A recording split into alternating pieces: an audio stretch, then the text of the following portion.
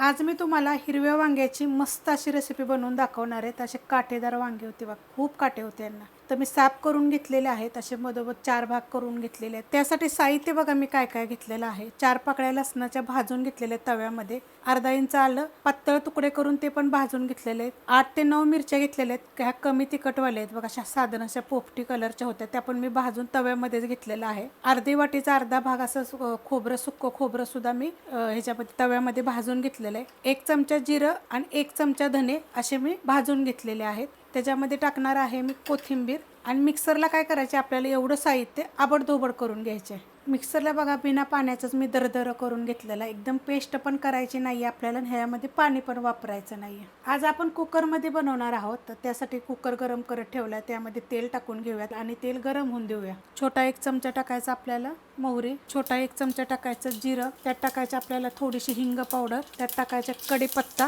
त्यात टाकायचं एक मीडियम आकाराचा कांदा आणि कांदा चांगला भाजून घेऊया। त्यात टाकायचं आपल्याला थोडीशी हळद, हलवून घेऊया आणि त्यात टाकायचं आपण जे मिक्सरला वाटण केलं होतं ना, ते सगळं मी टाकून घेते।